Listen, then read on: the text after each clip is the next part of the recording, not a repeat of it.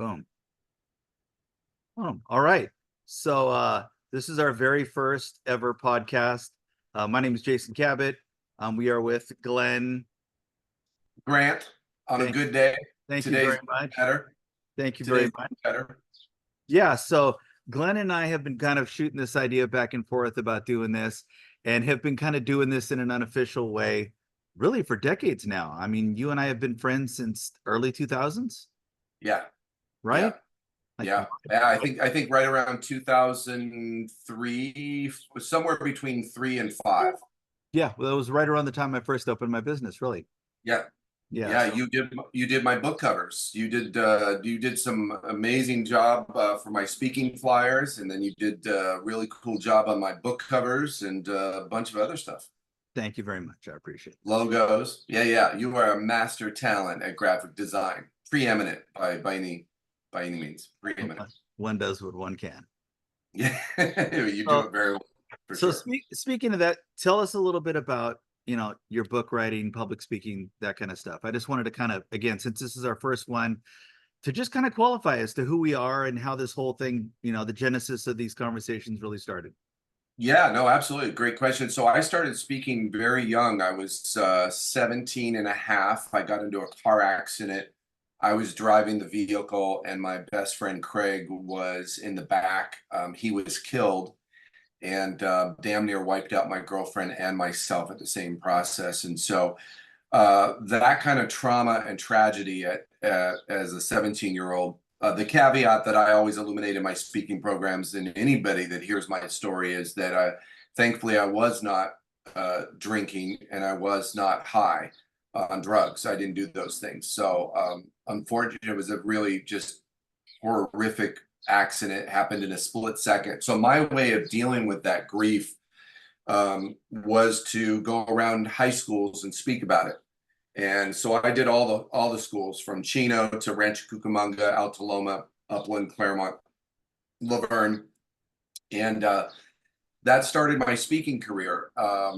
And then 2 years later, walked in and found my mother dead from a stroke, and my mother Nancy was only 51.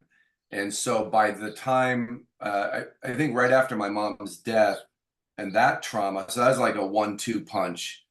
The city of Chino heard about my backstory and they hired me as a drug prevention speaker. And so now I'm driving a city car. I look like a little undercover cop.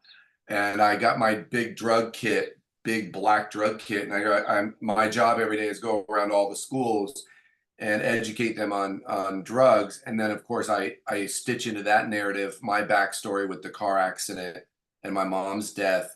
And it starts to become a pretty impactful personal development speaking program.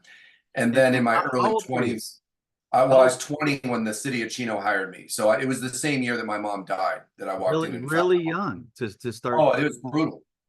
Yeah, no, it was, you watch your mom carried out in a body bag by the LA County coroner, and it looked like she'd been murdered. So there was blood everywhere, and it was very traumatic. But again, deep inside of my consciousness, I knew that drugs or alcohol was not going to be my coping mechanism. My coping mechanism since I was an early teen was speaking, talking about my feelings. And fortunately, I grew up in a household.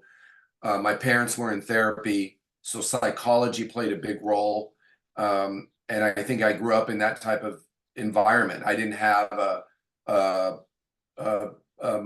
a type of father that was, super macho, who didn't communicate his feelings. He over communicated. So that's why his son became a communicator. So I did that. And then after leaving the city of Chino, because I wanted to wear suits and look like a mafioso, so I wanted to wear my pinstripe suits. And so I got into sales, Fortune 500 company, ABM Industries, which is publicly traded, doing a couple billion a year.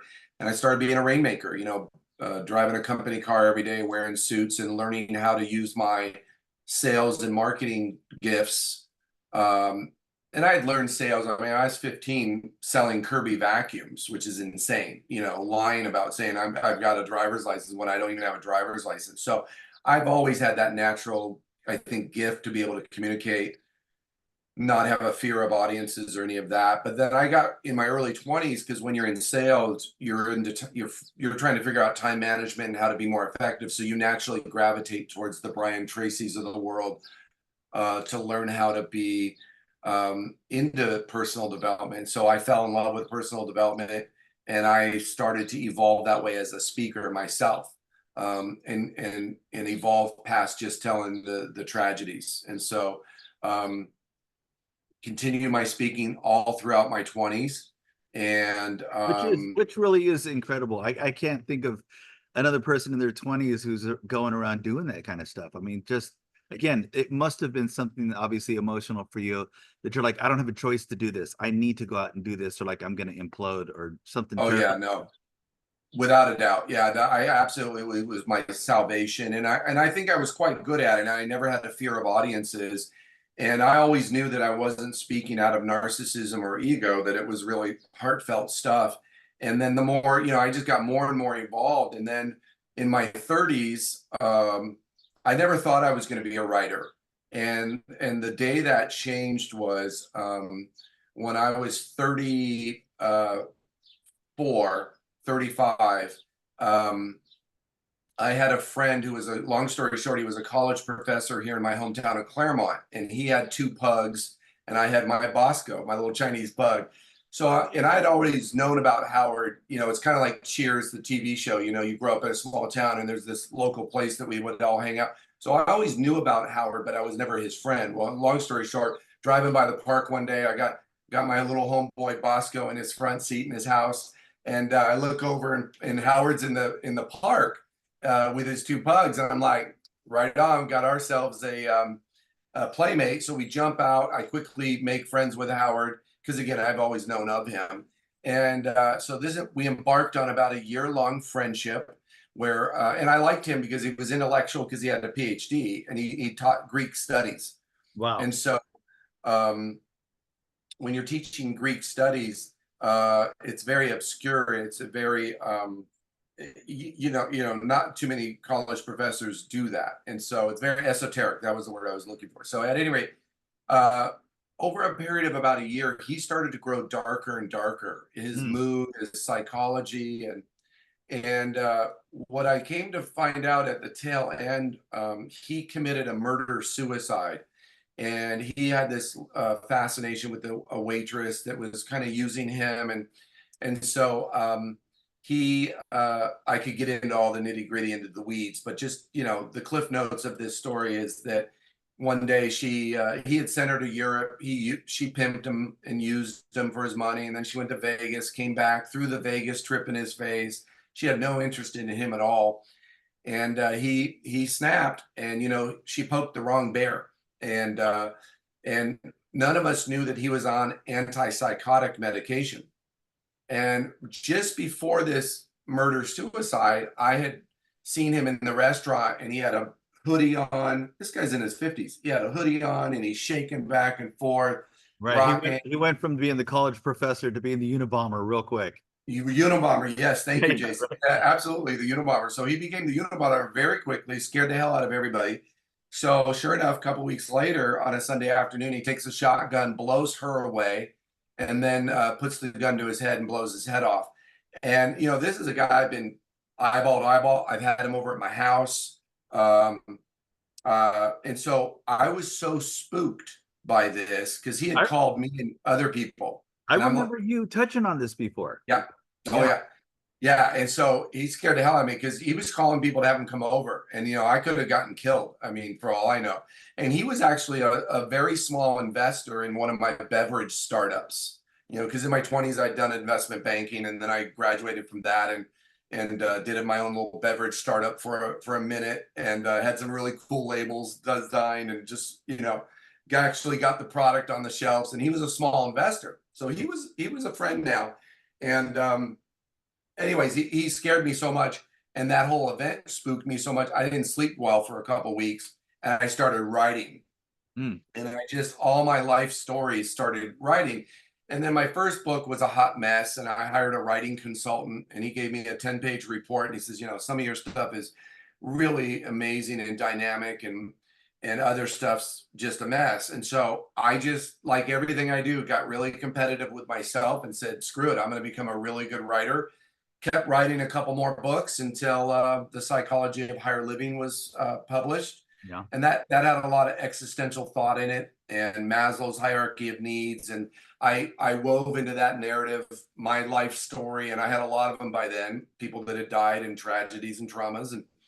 And I was never the pity party, feel sorry for me. I was always going to just put these into, what's the takeaway? What's the positive from this tragedy? And that's kind of Yeah. how I roll. And then couple years later, I gave birth to the book called The Awakening, and that was a massive book. It's 150,000 words, really thick and And that's very the intense. one that I called and quoted you from the other day, I think. Yeah, yeah, Yeah. I think so. Yeah, and by this time, I'm knee deep in speaking, knee deep in writing. Now I'm like I'm a writer, Were you and then married that by this time? yeah, I was married by that time.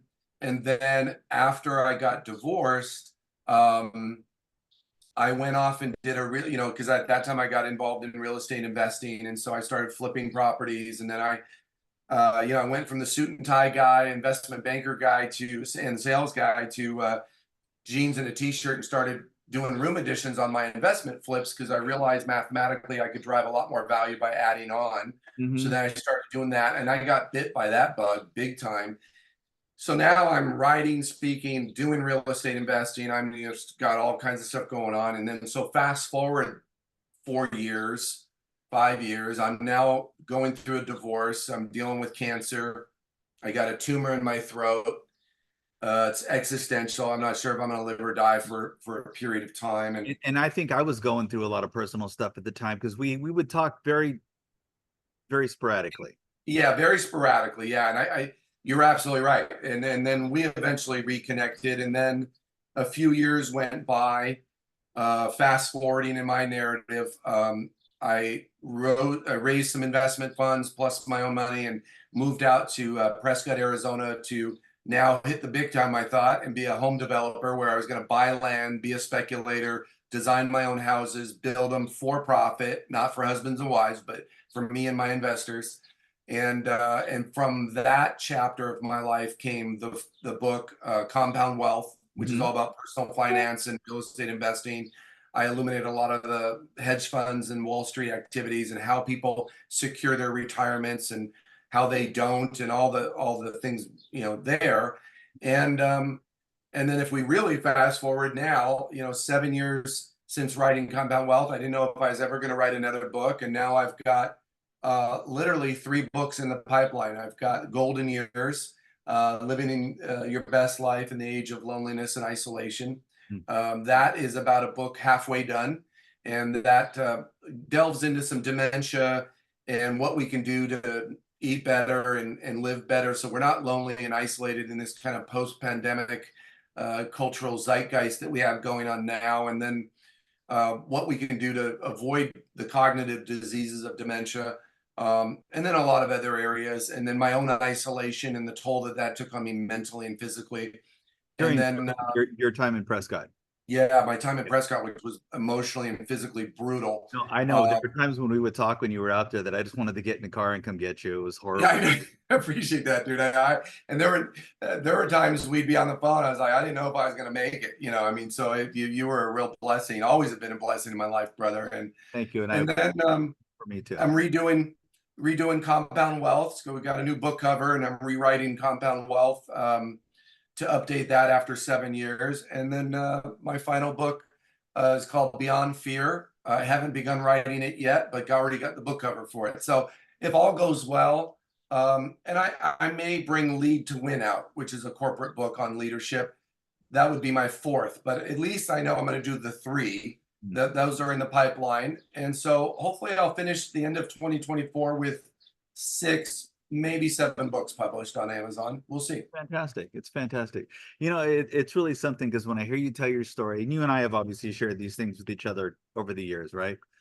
But when I hear you kind of tell it like your elevator pitch right now, Right. it just really kind of solidifies for me too why I think you and I have always really resonated with each other because what I hear is like kind of my own story too, is that I think we're fellas that really like figuring puzzles out, so to speak. And Yeah.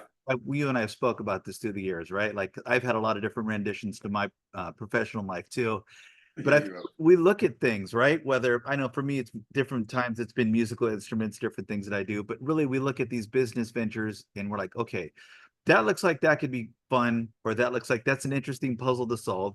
So we kind of watch and we kind of feel like, okay, this doesn't look that overly complicated. You know what I mean? Like, I think I right, can solve this. And once we start learning how the machine works, you're like, oh, I feel like I could own this. You know what I mean? right, So, and I love that. And to me, that's, a little bit, not to pat ourselves on the back or anything, but I think when we've talked about this, people that are thinkers and that they process and really evaluate the world, we see things differently. There's people that are, and we've related this before, like in NHRA, or in NASCAR, like they'll put cars in those races that are intentionally pace cars.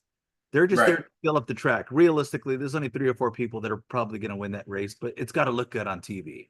So they right. fill the track with people. And I feel there's a lot of people out there in the world that are just pace cars. They don't know what lap they're on. They don't know what place there is, but they're just out there just driving. And Yeah. I think you and I are like, no, we're looking for the signs, like what lap is this? Where am I? Am I even doing anything at all? You know what I mean? But no, it's Or you've exited one of in one of the chapters of your life, you've gotten off on the off ramp, and you're like, how the hell did I get here? And how the hell do I get the hell out? And I think that's where our friendship is always helping each other get back onto the freeway again and kick things in gear. yeah, or figure out where the off ramp is because this ride sucks. Yeah, big time. I've had a bunch of those for Yes, sure, for sure. absolutely. So it's funny when you and I were talking about doing this and we kind of chatted about this moment. I was saying I really wanted you to share about, your public speaking and books and different things like that. And I think my comment to you was that, like, I'm a guy who really hasn't done anything. I just sit back, sip in a martini, watch the world and I take notes. You know what I mean? And I definitely feel like that is a pretty good description. I don't have any qualifications. I've never, anything, but I feel like I do quietly watch, No, and yeah, but you have a good what you do have, you may not have formally illuminated it in a book and put it that way, but what you do have is you have a obviously street smarts that are incredible, and then you have business smarts because you've been in the business world for a long time, and then you have that natural born hustle that you and I, I think can get into our hustle at times in life, yeah, and as a lot of people need to do to survive. And then, being a family man, being a married man, having kids that you have, you come at it from a lot of different perspectives. And then, finally you're able to actually put that into real conversation. A lot of people have a real hard time just doing communication. yeah, And so I think it's one thing to, some people are very introverted, other people just don't have a hell of a lot to say.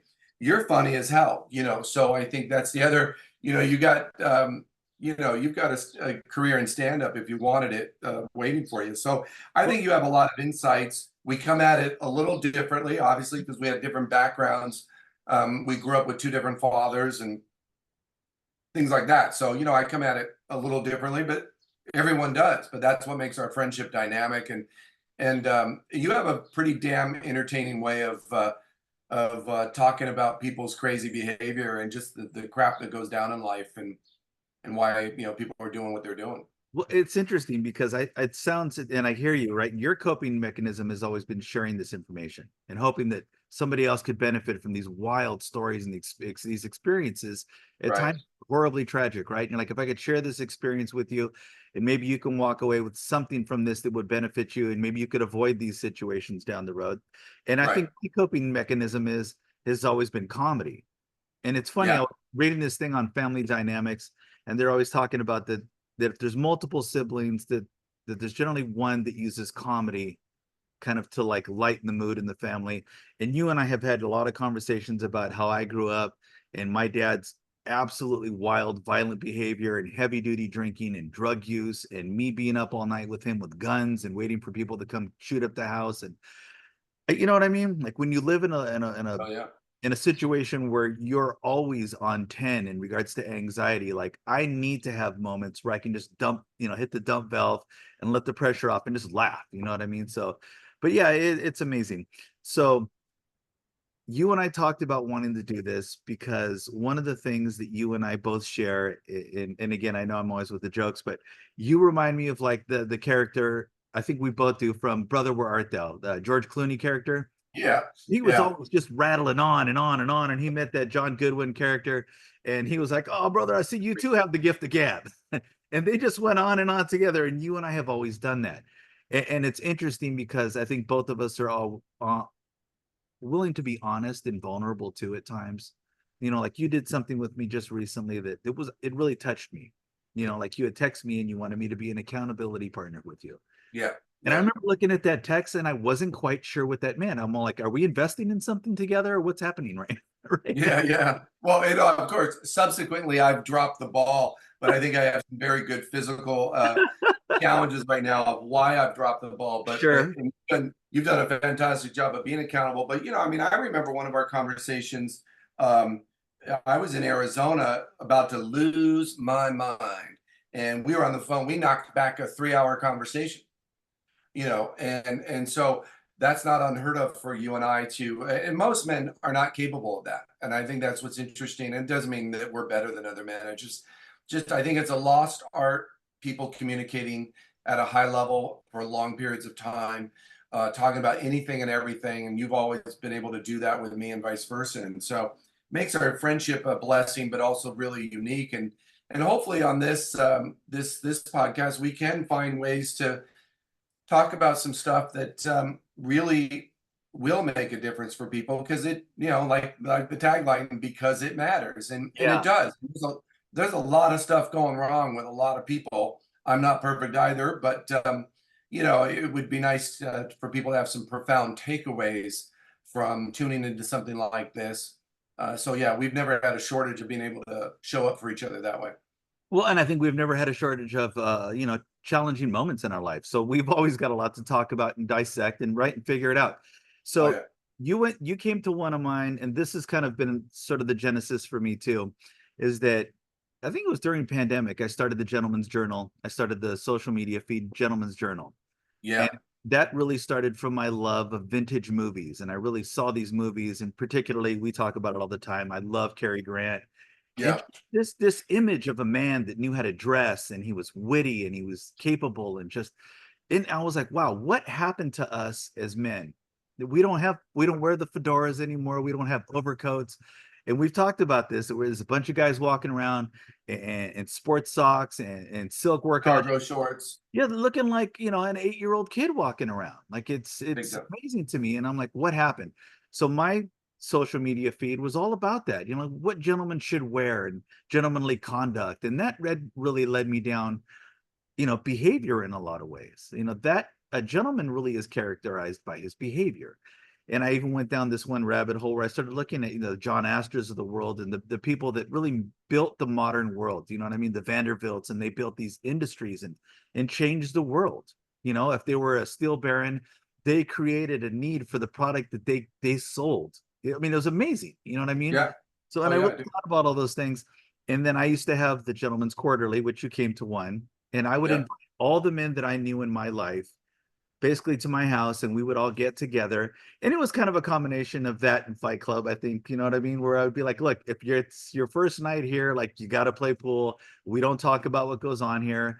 And, we would even talk about it. If you have a beef with another guy that's here, like, let's sort it out tonight, you know? Yeah, of And a course. lot of that came from me kind of being around females and seeing the way females really have a community. And they go to the salon and they're really talking about, oh, Tom, he just doesn't seem to pay attention to me the way he did. And all the girls just gather around and they build each other up and give themselves, each other advice. And they're really a better person when they leave those situations. And I'm like, as men, we don't have the libraries that we, go off to anymore and play billiards and have a little cigar and some brandy. We don't do it anymore. Yeah. So we Yeah, we lost don't. that ability as a community of men to build each other up and make each other better. So you and I have talked about that it is important that we talk about these things, like you said, because it matters. These things totally matter. Let me give you my perspective on it. So when I grew up with a school teacher father. He taught school in Pomona, which, he had gang shootings at his school, and he taught math in woodshop. So he would come home every day wearing his corduroys and his t-shirt, and his t-shirt would go 3 feet past his waist, and all dirty and stuff. And it used to drive me crazy as a teenager because and he drove a beat up old 66 Mustang that was just jacked up. And if people hear this right now, they'd probably think, wow, he's being a little harsh on his dad. But like every other father, there's a whole narrative backstory. But here's my point. So he didn't care how he looked. And I went to work for my first corporate job, ABM Industries in LA. And I'll never forget the guy that hired me, Dato. And Dato was very duped into the Dodgers, and his dad was the USC baseball coach, and he was very elitist. If you go to SC, some people can get very elitist, Hmm. and they think it's the West Coast version of Harvard. And Oh yeah. so, but one thing I did get from Dato, and he was very arrogant, and he treated me as um, he was vice president of sales, and he hired me, but he was very arrogant towards me. But the one great positive takeaway is this dude wore custom shirts with custom cufflinks and monograms and all these wild colors, like he walked off of Wall Street. And I thought, you know what? I'm going to emulate that. And if it weren't for a fact that it's a Friday afternoon and we're sitting in our home offices, I'd normally be suited up to the nines with my cufflinks. Oh And yeah. No, so, and that's been something that's always characterized you for me. yeah, Even my wife mentions that she's like, oh, Glenn's got his French cuffs and his monogram. I go, yeah, that's Glenn's thing. That's how he rocks it. that's my gig. Yeah. That's my jam. That's my Yeah. jam. And it always has been. And from that day in my early 20, I was 21 years old. I started buying custom shirts. It's never changed. And I always grew up as a kid. I said I read those mafia books because I wanted to wear Mm. suits. I came from not a very refined family background, and I wanted to refine myself. Yeah. And and I remember having a mentor right around the time my mom died, and I had a mentor that worked at Bank of America, and he was like an older brother figure to me, and he brought me this huge book on men's styling, men's dress. Uh, I think it was called the Suit Book or something, but it was monster thick, had a million pictures, and it taught you yeah. 23 different ways to tie a tie, and the different Yes. types of French cuffs and the different types of suits in there, whether it's a two-piece, strike that, whether it's double-breasted or whatever. Brogues, loafers, like wingtips, wingbacks, and like there's Oh so yeah, many different. Yeah, yeah. there's so much. And these are some of the things that we've talked about. Men have no clue about it anymore. None, Yeah. none. And no, but men don't teach other men. So that No. was the situation where my friend Kent actually gave me a book on how to be a man and dress like a businessman Wow. or a professional. We need to And find so that book. yeah, no, I do. I always reference it, and I need to go Google that thing. So that made a profound impact on me, but I refined myself. And then I had these mentors, um, and I wanted to emulate. And so it's just, you feel like $1 million when you're well dressed. And then you got it from Cary Grant, and you see certain movie stars that we, aspire to be. And so, James or Bond. in their look. Yeah, Huh? James Bond is spectacular. Yeah. Oh, yeah. The performance, the cars, the girls Yeah. are Yeah, the right. girls are okay. The girls are all right. So but there's not enough. And then what happened when I was an investment banker, because I looked like I walked right out of Wall Street. I had the braces on with the cuffs and the Yeah, suits. yeah. So I played the part Like really Douglas. well. Yeah. And Wall Street, the movie was a bitchin' movie that really resonated with me. Mhm. So I remember right around 2000 is when it went to hell and a handbasket. And all of a sudden, business casual came into Southern California. Mhm. And now everybody thought, it was cool at first it was casual Fridays, and then it Yeah, became casual every day. yeah, And now everywhere I go when I'm suited up, which is quite often, I'm like the minority. I'm always the overdressed one. And I'm like, I do not care.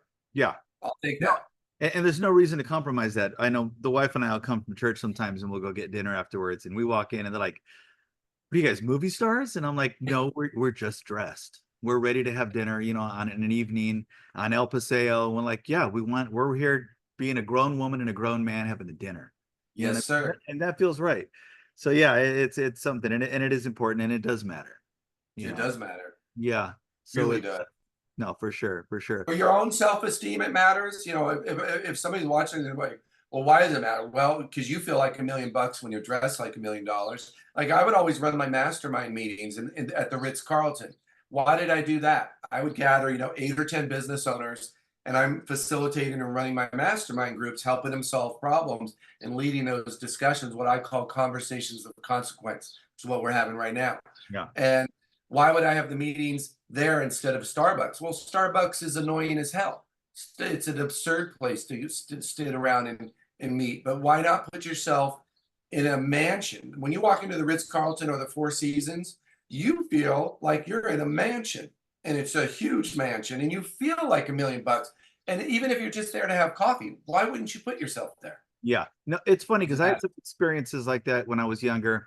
I got into this habit. I've always liked to write, but I would write poetry.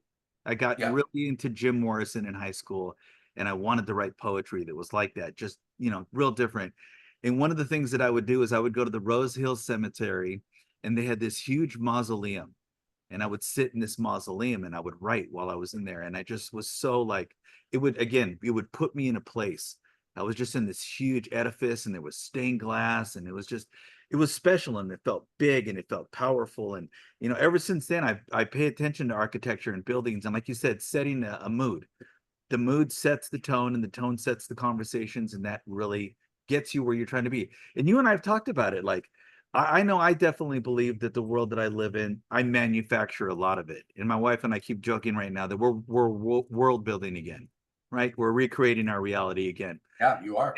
And I think you have to. We've talked about it, that there's people out there, they go to work every day and they work their 8 hours and they come home and that's it. That's the beginning and the end of what they're trying to do. They don't have any aspirations or dreams or anything, That you was know? my father. Yeah, Yeah. very And, much. and it's crazy. I don't know. I think sometimes about that movie, The Great Gatsby, and I'm hoping I'm referencing the right movie.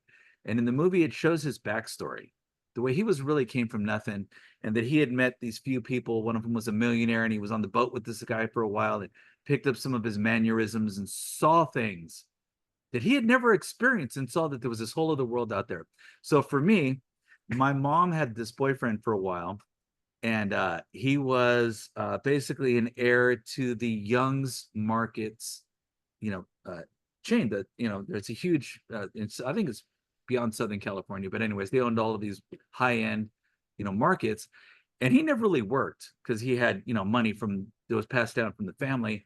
And occasionally he would take us, up to his mom and dad's house in Arcadia, right at the top of Santa Anita. And I Yeah, remember the first time I went there, and I was like, what is happening right now? Like, you don't tell me people live in houses like this. Like, that house must have been on like 2 acres. And this is, yeah, Arcadia, like yeah. massive estate. And I know this is like silly for me, but like I grew up in a very lowbrow type of situation where like my dad would use the restroom and leave the door open regardless of what he was doing and want you to come in and talk to him. So I'm used to Mm, I remember this guy went off. He's like, I need to use the bathroom real quick. And he came back, and I was like, I didn't even hear him use the restroom. Like, you know what I mean? Like, there was this level of dignity that he conducted himself with, even though he was kind of a hippie type dude, like my mom, you know? But I was like, wow, even that, like his parents brought him up with a certain level of conduct, which yeah, wasn't missed on me. And I was like, wow. And I remember him doing little things with me and my brother, like he used to like to go off-roading, and he had these old Willys Jeeps that he would fix up, and we'd go off to, Kennedy Meadows and ride motorcycles. And one year he had asked me, he says, hey, how'd you like to have your own ATC? And I was like, of course I would love to. I'm like, my mom can barely afford to give us money for lunch at school. Of course I would right, love an ATC. And he goes, okay. He goes, get the penny saver and find some deals on ATCs and call around, see which ones are available. Ask questions, condition, mileage, that type of thing. Find the best price one, and then bring me your information. I didn't know what he was doing, but like he basically was teaching me how to be self-sufficient, right? So right, he do little things like that with me over the years. And eventually I bought the ATC and different things. But what he did is he taught me again, like that mechanics of business and negotiating and bartering and researching. And I didn't have a clue what he was doing. I just knew that I was getting something out of it. So, I mean, it's funny now that I hear myself say it. It was a masterful way to teach a child, right. you're going to Right. get what you want at the end of this if you participate in this narrative, right? Yeah. So I was like, whatever, yeah, mom, I need a penny saver. And I went through and figured that out. You know what I mean? And I think I've carried that tenacity with me, but he's definitely one of the people in my life, and I've gone back to him over the years, and really had an opportunity to tell him what I didn't understand at the time. Like, thank you so much Yeah. for just helping me look at the world and realize that there was a different way to live. You don't have to be Yeah. on welfare. You don't have to be in a house that doesn't have running water and, live carry on the narrative that your parents gave you, so to speak. And that's when I begin imagining the world in a better way. So Yeah, I didn't have, yeah, I was the same way for me. I mean, and I didn't have the refinement I have now, which I would hope is considerable, and I don't mean that in an arrogant way. But none of that was taught to me. I mean, I started my first business the day I turned 18. I opened up a business account at Bank of America, and I turned the tragedy of my car accident. I just funneled all that energy into owning my own business and moving out of the house so I could get a nice place because it was driving me nuts how my dad was living in this little 2-bedroom tiny house. And he didn't care about, cleaning and all these other things. And so, that stuff just kind of evolved for me. You had a jump off point though that I wanted to share with you. You mentioned Rose Hills and mm, architecture. So I have a quick Rose Hills story for you. So in my early 20s, I had a girlfriend, Yolanda, and Yolanda was, like people shape our lives, right? And they're all, yeah. instrumental. And Yolanda certainly was mine. She was a math nerd. She had a math degree for UC Irvine. And and she was transitioning into sales. And so she was always suited up every day. And at any rate, so Yolanda and I got involved in a pretty serious relationship, and a few years would go by in that love affair, and unfortunately that ended. And I remember sitting in Fullerton at the sushi restaurant where her and I used to hang out. And I took myself on a date that night, and I look over, and I'm in a booth, and I look over at the bar, and she's there with her new boyfriend. Oh, And yeah, and I remember that, and that was a seminal moment in my life. And I just kind of took that in, and we had a very intense love affair. This was not just a casual girlfriend that I just casually dated. And so from that, I remember, we get curious, so we Google people's names. And so oh years yeah. later, I'm writing, right? I'm now I'm the writer all those years later. And I like, whatever happened to Yolanda? And I put her name into Google, and her obituary pops up. Oh, And um, I didn't sleep the whole night because there is this website with this collage of a million photos of her and her kids. And none of this I knew. And so I was disturbed immensely by her death because she was murdered by that same guy that was at the sushi bar oh, that became her husband. So she was living in Irvine, and they were separating, and he was throwing a psychotic tantrum, and busted down the door on Easter Sunday and stabbed her in front of the 3 kids in the kitchen, and she died. And so I was up all night. I couldn't sleep. And the next day I went over to Rose Hills. oh, And so I get to the gate. That's why when you said Rose Hills, it triggered this little story. And I remember the guard at the gate said, I said, yeah, I'm here for Yolanda. And looks up her name, and he says, yeah, she's a mile up. She's up there. She's a mile up. And I never forgot that little, she's a mile up. And sure enough, when you're at the gate of Rose Hills, your ass drives a mile up. yeah, yeah. And I went to her gravesite, and I stood over her grave, and I was absolutely boggled my mind, because that's a woman that we she used to spend the night, we would spend the night together, so this was not just some friend. I mean, Right. and so You you have were that emotionally invested. 100. yeah, Yeah. and we were, for all intents and purposes, living together at times. So when she's now in the ground 6 feet under, and and all those vivid memories come back, the video clips that you have in your head. And so I remember after I collected myself, I drove down to there's a little tiny chapel at Rose Hills. And Rose Hills is where Eazy-E's buried. Is he? Yeah. Oh, I didn't Rose know that. That's pretty cool. Yeah. Yeah. Rose Hills has some history to it. And I'll never forget, I get out of my car to go to the little chapel. I was going to use the restroom. And all of a sudden I'm walking, and this little bird just drops out of the ground, just drops in front of me, and he's fluttering around. I'm like, oh my God, the bird's dying. Because I'm already in that, Yeah. I'm already feeling that emotional state that I'm already put myself into of death and endings. And now this bird just drops out of nowhere. And so I struggle. I go to the little chapel, then I come back to my car, and I'm like, should I go get the bird? And I'm in this little snit, Yeah. emotional snit, because I'm thinking about Yolanda and Right. And I got this man, bird malfunction in front of me. What the is bird's going on? dying. Yeah, yeah. Now I'm dying even more because the Yeah. bird's dying, because I don't want to Yeah. see the bird die. So I Right. walk back to the little bird, and I'm like, little bird, you got to pull it together. And then he just magically snapped out of it. It's almost like he came out of his seizure. I've never seen something like this. Wow. And then just took flight. Wow. Like we all must. We all must take flight from our tragedies. Sure. And so it was very odd and emotional. The bird, the ex-girlfriend, and the death and the murder. So murder and death seem to have followed me in certain ways, and they provoke more essays and more chapters and more books. So I think that's definitely something that you and I share too, is that I think we're both, there's a lot of modern terms for things now, but like empaths, right? Like Yeah. if somebody in the room in some way embarrassed themselves, and even if like not too many people saw it, like I feel crushed, like they must feel, right? Right. And I think you and I just feel everybody, Yeah, we do.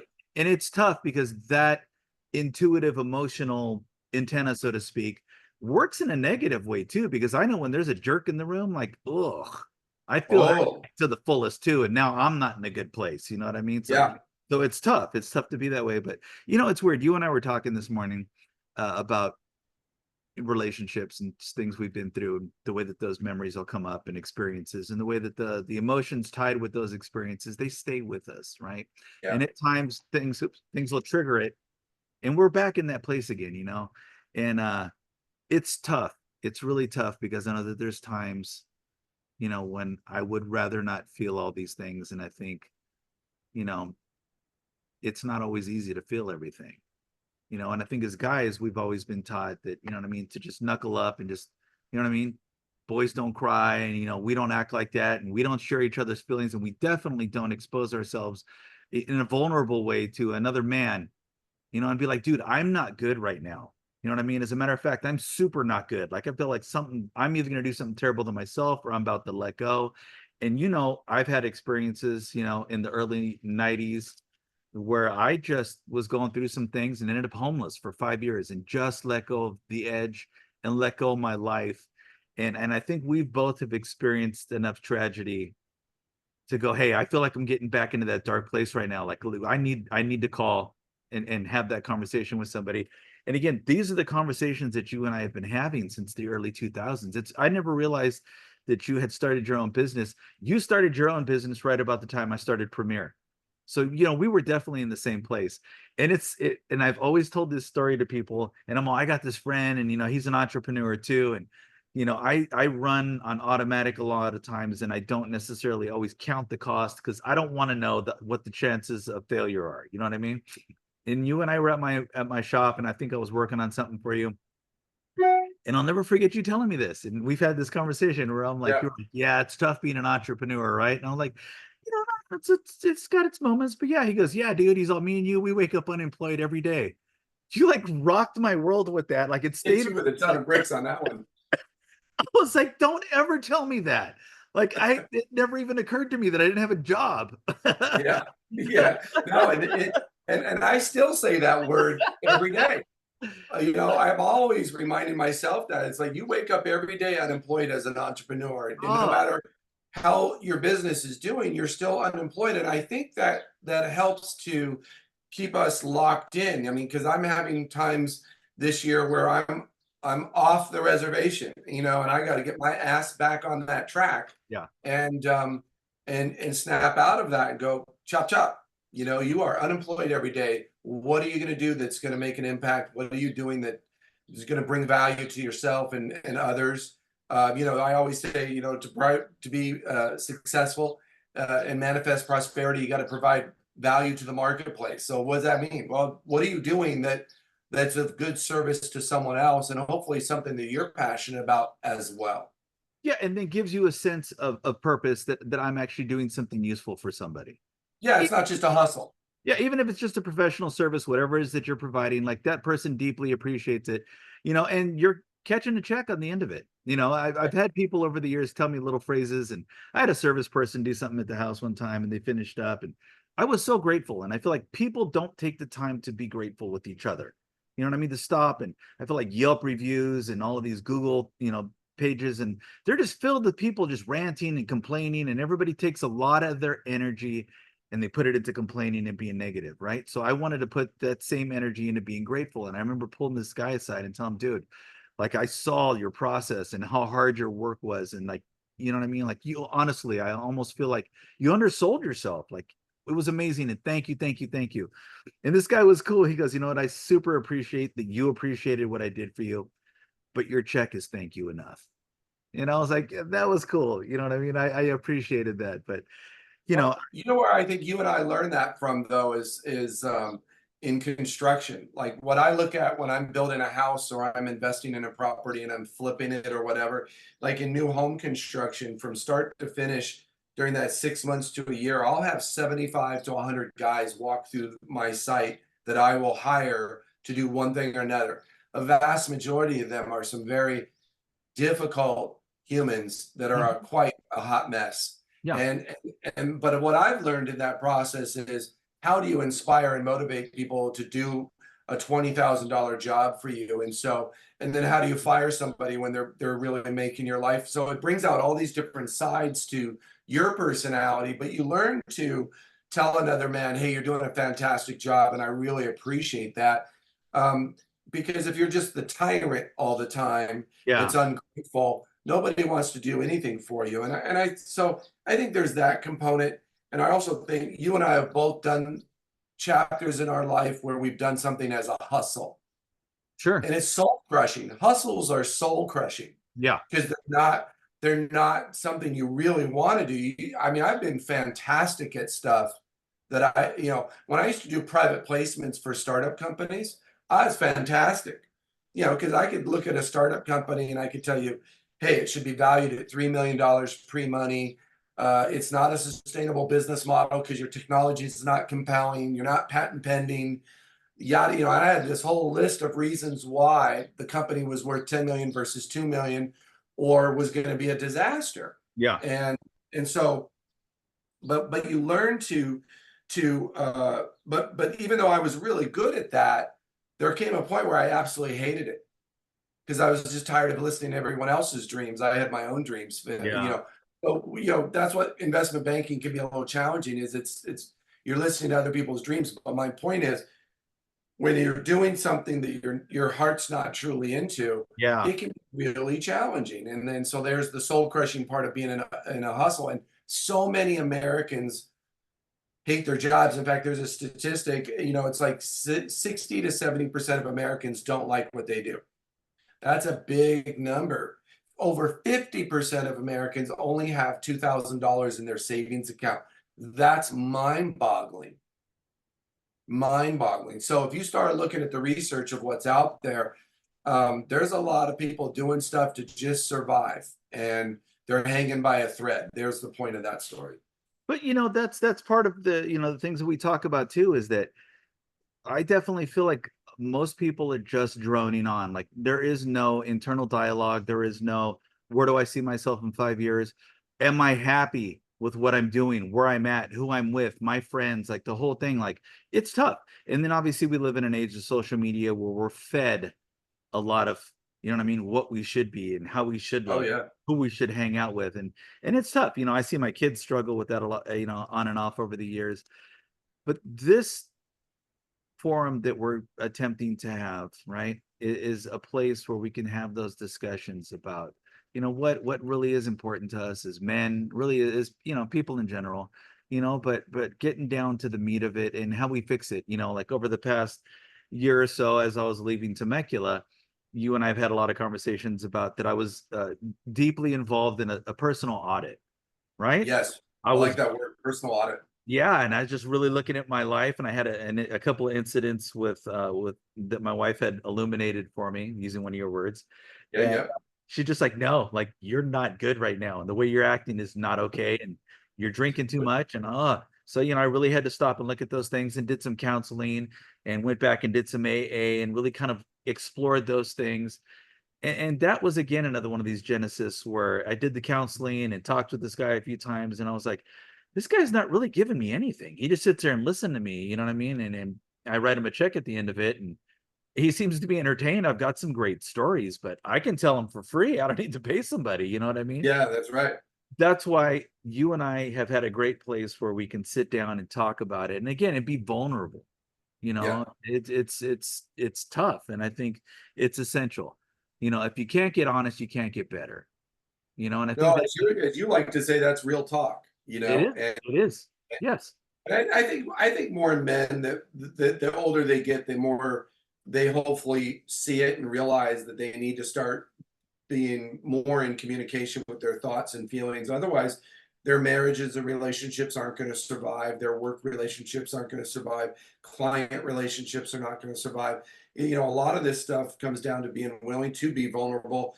And if you're not, there's a price to be paid for that. And I grew up in a family where my dad was oversharing his feelings, but at least it taught me how to communicate my thoughts and then I would scream him at him when I was 15, and we'd be eyeball to eyeball, but I'd be screaming, but at least it was a catharsis. It was and that's very therapeutic what you and I do. And hopefully men realize, you want to clam up and not share your thoughts and your feelings. Is your marriage gonna thrive and how is your relationships going to foster growing, and it's not.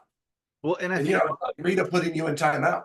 yeah, no, and I appreciated her for that and being honest with me because I think a lot of times we miss it. We're so, Yeah, you know what I mean, involved with our process and what we're doing and our own feelings that I think you need to have somebody next to you or somebody, a good friend. You and I have done that. We keep joking we're life partners because we've gone through marriages together and businesses together and now yeah, we're kind of both in the construction industry together and we have long conversations about that. But you need to have one decent friend that can be honest with you and be like, dude, you're being an ass today. yeah, You know what I mean? Like yeah, the way you're treating people is not cool, bro. Like take a breath, take a walk, whatever. And you've done it with me at times too. And it's essential. You know what I mean? It's essential to have it one is. person you're accountable to. Rita and I were talking about AA, and she doesn't really know much about AA. And I appreciated that process when I went through it. I got sober in the early 2000s after a 5-year stint of homelessness and Yeah, horrible drug abuse, right? And really fell in love with AA. And there was so many neat things about AA and the process of AA. But I remember, and it's one of the things that they read at the beginning of the meeting, and they say, that alcoholism has this characteristic and that characteristic, but you can recover from it if you have the capacity to be honest. And it says there are those that are incapable of being honest, and very infrequently do they ever manage to get sober. And I thought, wow, like that one phrase really kind of just triggered with me. And I was like, again, having self honesty, being able to audit yourself and be like, yeah, no, I'm super not okay right now. yeah, Or at least being able to recognize it, like that feeling, like I'm bristled up and nothing feels good. Everybody's irritating me.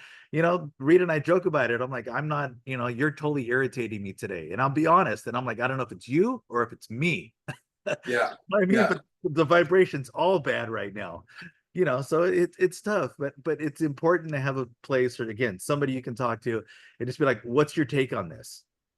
Well, one of my favorite sayings is, "Do we vibrate at a higher level of consciousness?" So when you said vibration, it triggered that. That's one of my favorite phrases, and it's really about being introspective, having that self awareness. But You know, my father, when I look back, he had one buddy who was a therapist. He was a PhD, so he was a psychologist, and they were movie pals. So they would escape reality 2, 3 nights a week and go to the movie theater. And there was their whole Siskel and Ebert movie vibe. They like to, critique movies and talk about movies Yeah. and escape reality by watching copious amounts of movies at the theater back in the days when that was, there was good movies to watch in the theater. And so, but he for the most part, and then I mean, I'm writing in my new book, Golden Years, about my mom's isolation. My mom died at 51, but in her mid 40s, tail end of 40s, she had maybe one girlfriend that Mm. she saw infrequently.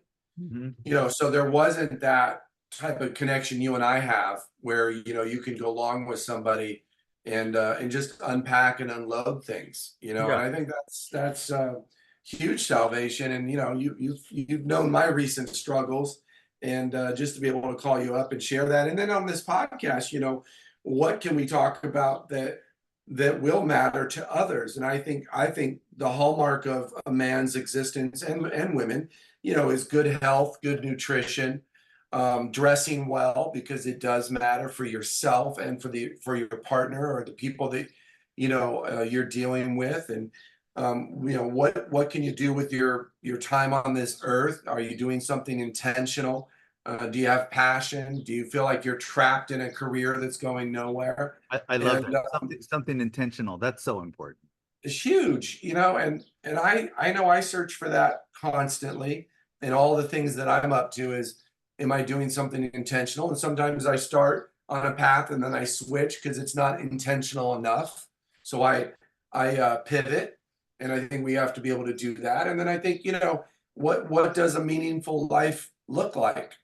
And I don't think there's enough of these, again, what I call conversations of consequence, where we're having these conversations about, hey man, what do you want to really get out of life? A lot of times conversations either superficial, or guys aren't really talking much, because as long as most guys have a girlfriend or a wife, they're good. They're good. And they kind of hunker down, silo down at the house, and maybe they've got their job. And it's like, where do I make my money? And I got my relationship and maybe a golf buddy. Right. Or a little spot in the Maybe garage where they do a hobby. their man cave. Yeah, yeah, and that's enough. That's it. I make rubber lures on the weekend and fish a little Yeah, bit. yeah, I mean, yeah, yeah. like it's tough, but no, it's funny. You were talking about your mom and your dad, and you made me think about my mom and dad, and it's interesting because my mom was always one that shared, sorry, mom, uh, too much. Like she would share things with me. I mean, about her love life, and I'm like, Mom, stop. I'm like 9 years Whoa. old. Like, stop. Yeah, I don't want to know anymore. But I think I must have learned that from her, that ability to be vulnerable and like not think oh about yeah. her. You know what I mean? How to communicate in that way. And it's interesting I mean, because for you, it was your dad. Your dad yeah, would spill the beans with you. But it's funny because so my dad, years later, we had a conversation about him being just violent, just the drug use and just, you know what I mean? Like, I remember his friends asking me when I was a kid, like, or junior high school, they're like, aren't you scared of your dad? And I was like, no, it's my dad. Why would I be afraid of my dad? I know all you guys are afraid of my dad, but I'm not. He's right. been he's been very good with me. But it's interesting, later in life, him and I have had some conversations during brief periods where he was sober and I was in a good place and he was in a good place. And we really had great conversations. And I really kind of asked him one time, and like, what is it that motivated just that outlandish behavior and bounty hunting and just ridiculous? I mean, stuff that's just people don't behave like that, you Right. know? And he said, it took him a long time to really think about it. And he says, I lived so terrified of things and situations and people that my only way to cope with that was to be violent. I was afraid that you were going to do something to me, so I just would do it first. And it's weird because we tracked that back at one point, and he ended up having a real kind of emotional moment with me, and because his dad left him and his mom in Cuba when they were 8, and he said that he got molested, and I couldn't believe that he had shared this with me, and I was like, "What?" And he says, "Yeah." And he says, that's why I hate my dad so much, because I feel like if he wouldn't have left me alone, he would have been there to protect me and I could have, you know what I mean? I would have been safe, you know, and he ran the rest of his life with this deep hatred for his father. I mean, I would watch this guy annually. Like in his, you know, his dad eventually passed away. I met him once. He came down from Florida, of course, as all good Cubans do. He came down from Florida, visited us, and gave me a crispy $100 bill. I was in high school. I thought I hit the lotto, and or junior high school. And he eventually passed away. And my dad would just every time he would come up, just oh that guy, and just so just still fuming. Like he would Yeah. dig him up and kill him and bury him again every day, you know. Yeah. But learning that about him, that he harbored that deep dark secret and that hatred, and he never communicated it, so he never let it go. So Right. that's why, you know, again, you and I are trying to create a space where, and we've done it with each other over the years, where we've really vented some of these things, and your comments and my comments back and forth have helped us kind of shed layers and pull scabs off and be like, wow, I didn't even realize I was doing that. I am doing my dad. You know what I mean? Right. Like that type of thing. So, you know, I hope, you know, and I am regretful that we've had so many amazing conversations over the years that will never be memorialized. And, you know, we hope, Glenn and I hope that, you know, in some way that someone will walk away from seeing these, if you have a chance to, and take something away with it, or at least, you know, start a journey of your own where you realize, yeah, I need to do something intentional with myself. And maybe I am just punching a clock and I don't have any self-interest, or maybe I am not okay with who I am as a person, but have never really stopped to think, okay, well, how do I change that? You You know, know? if I could share a thought on that, it's like don't die with your music still inside of you. And you know, one of the things I think so many people, and again, I'm writing about this in my new book, so many people are so isolated. I mean, we all know about the post-pandemic and people working from home and remote and all that, but socially, which is part of what my book's about, is the social aspect of how people are very siloed. And I think if anybody could get something from a podcast like this, it would be that, you know, there's a lot of things people can do to completely change that narrative in their life. And I see it, you know, I belong to a spiritual center and I have a care circle that I belong to once a month. And it's just a group of us 10 adults and we have conversations of consequence. And yeah, it's got some philosophical renderings to it spiritually. It's not, you know, thumping the Bible or God or anything like that, but it's a stimulating conversation about really the essence of what our care circle is about, you know, hey, this stuff goes on in the world. How do you behave? How do you react? What's your thought on being a better version of yourself? How do you show up for people? All good stuff. I one of the people in our care circle is 95 years old, Wow. Joyce. And Joyce does something. She still writes hand letters to people. Isn't that a It's cool thing? mind-boggling, and her handwriting is incredible, and she's lucid. And so, and then you know, I've had mastermind groups over the years. I've got friendships like yours where we could talk for 4 hours and have. Um, and you know, so everybody can form their own little care circle. Everybody could form their own little mastermind group. Everybody, if they chose, could decide they're going to have a poker night with friends once a week or once a month. You know, your gentleman's quarterly was a fantastic idea that is so not part of our cultural zeitgeist right now, our society, and it I needs to miss it. be. Women do it. I mean, you don't think women cluster up with 3 or 4 of them on their crew and they take that posse of theirs and they go shopping, they get their nails Oh, done, they yes. go out and eat, Vegas they weekend, talk, even tea parties. I still hear of women having tea tea parties. parties. Really? You know, Yeah. that's them getting together and hashing it out. You know what I mean? And talking it over. So it, Girls are fantastic at having a squad, and they do a great job of being there and showing up for each other as a support system. And men don't do that at no, all, for the no, most part. we silently die inside an emotional death and are alone in a room full of people, and then eventually die of prostate cancer because we never dealt with it. We never Yeah, acknowledged we didn't feel good. You know what I mean? So, yeah. but you and I, as usual, can go long. We've done our hour, believe it or not. There we go. Yeah, Okay. so very excited about this. I am so excited for us to do this, Glenn, and I again hope that somebody can benefit from it, and we'll try and come up with some sort of a path for the next one. I kind of really want to keep exploring this idea of relationships with you. I know we talked about some things, and you know what I mean. That's an important thing, but you know how we do. We'll let it go organically. Well, yeah, yeah, and I'll get my act together. I mean, you're more clean shaven than I am today, and your lighting in the background's a hell of a lot better. And I'm the one It's that's doing the natural light. I have documentary. a skylight. So I better get my lighting better. I better get rid of the 5 o'clock shadow, and I may even have to suit up for the next one. No, you're Raise the bar. fantastic. Okay. Okay. All right, brother. I enjoyed this, man. Absolutely. And thank you, everybody, or whoever ends up seeing this. And we hope somebody benefited from it. And we'll see you next time. Yeah, because it matters. Absolutely. It all matters. All right, brother. Peace out.